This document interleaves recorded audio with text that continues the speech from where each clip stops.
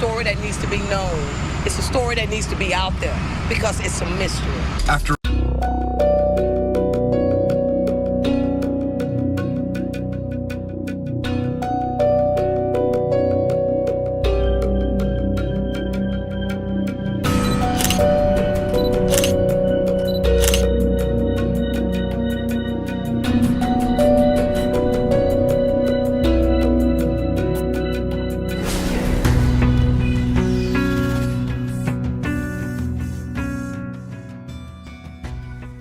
In the quiet expanse of Tampa Bay, the chilling tales of Donyelle Johnson, Retha Hiers, and Margaret Dash echo through time.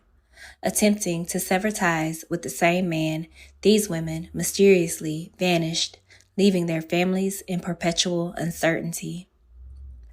On a scorching summer day, forensic investigators, armed with determination, meticulously sifted through the earth in a desolate Largo lot, driven by the quest for answers about Retha Hiers' disappearance 39 years ago.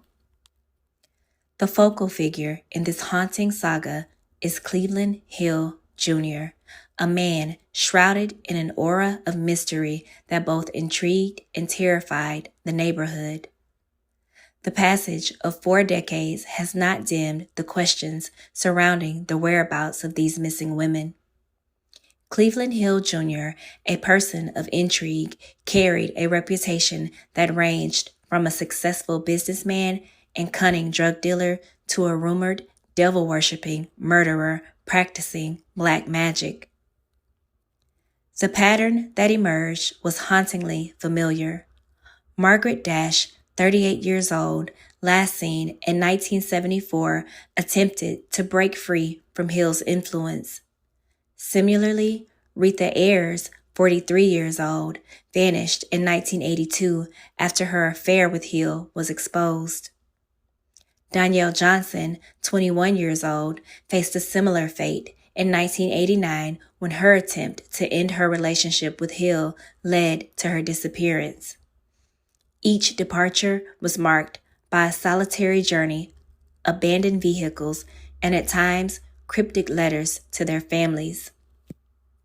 Hill, consistently the common denominator in these chilling narratives, faced suspicion from law enforcement. However, he vehemently denied any romantic involvement with the missing women and refuted any connection to their disappearances. The community's fear of Hill extended beyond these cases, encapsulating a history of violence and a refusal to accept rejection.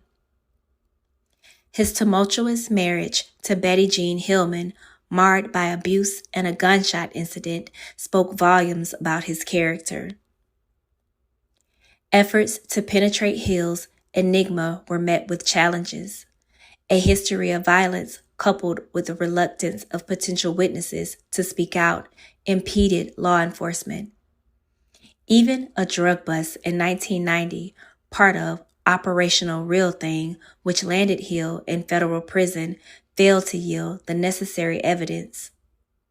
The elusive nature of the missing women's fate lingered, perpetuating a cycle of hope and despair for their families. In the midst of the darkness, the families, though haunted by the lack of closure, found solace in the relentless pursuit of truth. The Black and Missing Foundation shed light on the disparity in media attention for missing Black women, emphasizing the urgency to rectify this perception. The complexities of Hill's character unfolded as a tapestry of contradictions, a charismatic figure with a dark side. The investigation took an unexpected turn in 2018 as detectives, aware of Hill's terminal illness, sought a confession before time ran out. Despite the efforts, Hill maintained his innocence, leaving the families grappling with the weight of unanswered questions. His death marked the end of a chapter, but the legacy of pain and unresolved mysteries lingered, encapsulated by the weathered initials CH on the gate of his once affluent home, now a stark reminder of a haunting past.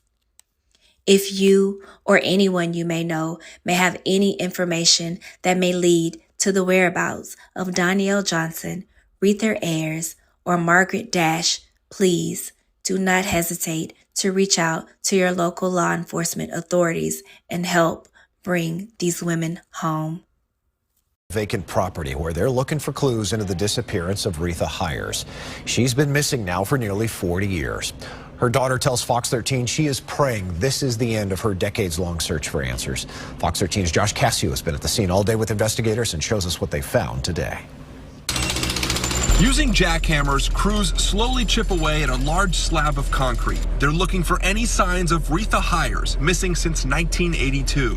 Her daughter Dana prays the mystery of her disappearance is nearing the end. It's a story that needs to be known. It's a story that needs to be out there because it's a mystery. After a laborious process, the concrete block didn't appear to turn up any human remains, only this old teddy bear. Investigators were seen continuing to dig across the site, one said to be owned by Cleveland Hill Jr. He's been listed as a suspect in Hiers' disappearance and that of two other women. He died in 2018 and has always maintained his innocence. Hiers says he was involved in an affair with her mother. He owned this lot. He owned the building that was here. So during the time he was in a relationship with my mother, he owned this property. I pray it's the end. If it's not the end, then we move on. You know, at least I don't have to ride by this area anymore thinking, is she there? It was an anonymous tip that led investigators here. The smallest thing that you may think may be insignificant, would be a huge break in a case. Nicole McQuarrie is the creator of Vivid Faces of the Vanished, a site dedicated to missing and murdered minorities.